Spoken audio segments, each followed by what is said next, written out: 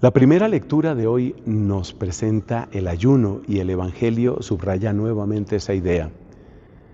Y nosotros podemos preguntarnos qué significado tiene el ayuno, es decir, ¿por qué yo tendría que privarme de los alimentos que me gustan y que además son buenos para mi cuerpo? Pero fíjate que hay algo muy interesante y es que en nuestro tiempo hay muchísima gente que ayuna. Lo que sucede es que ayunan por otros motivos, no por motivos religiosos. Por ejemplo, estamos en una época en que las distintas dietas se ponen de moda, que la dieta ketogénica, que la dieta paleolítica, que la dieta del león, la manera como se alimentan los leones. Es decir, son distintas opciones que la gente toma para modelar su alimentación. Y en todas esas opciones siempre hay algún tipo de sacrificio. Por ejemplo, si una persona está haciendo una dieta que es esta que llaman proteínica, puramente ketogénica, pues esa persona va a disminuir o incluso prácticamente hacer desaparecer los carbohidratos de su cuerpo o de su ingesta corporal. Y así también la persona que sigue una dieta vegana pues se va a abstener de una cantidad de cosas. La gente sí está haciendo sus abstinencias de alimentos y sí están haciendo ayunos.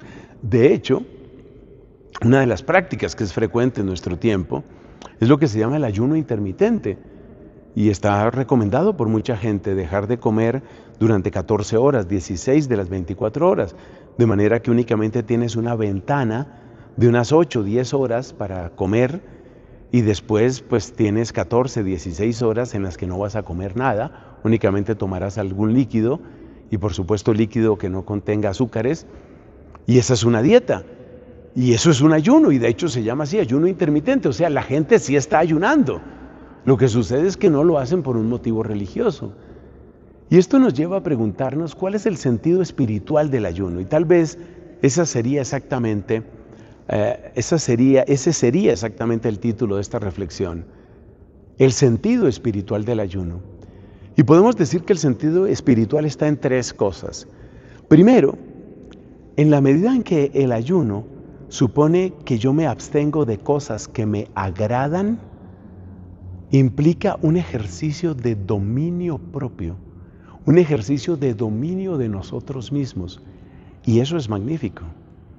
Eso es magnífico, porque cuanto más dueños somos de nosotros mismos, menos poder tiene la tentación sobre nosotros. De hecho, se recomienda el ayuno incluso para superar pecados que no tienen nada que ver con los alimentos. Hay personas que han mejorado mucho en su práctica, por ejemplo, de la castidad, haciendo ayuno y haciendo oración. Por supuesto, cada quien debe consultar esto con su director espiritual o con una persona sabia y de confianza. Entonces, el ayuno, número 1, ayuda en el dominio propio. Número 2, el ayuno nos invita, yo diría, nos empuja a experimentar nuestra fragilidad de una manera distinta. El día de ayuno es un día en que uno siente un poco más la fragilidad, porque te sientes con menos fuerzas, porque no estás al tope de tu energía.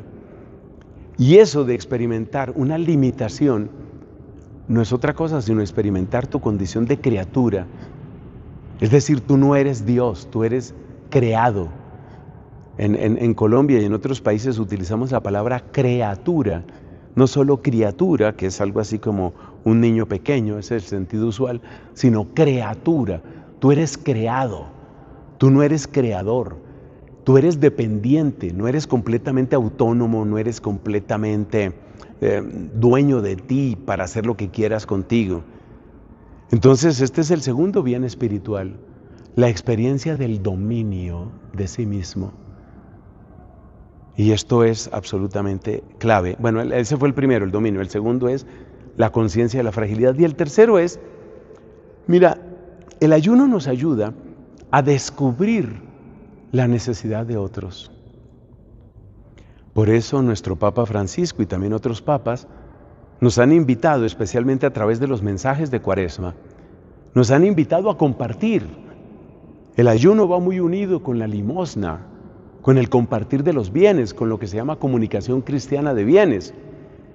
La idea es que al experimentar tú mismo hambre, recuerdes a los que padecen hambre. Y tal vez tú padeces hambre y tendrías algunos alimentos en casa, pero hay gente que padece hambre y no tiene nada.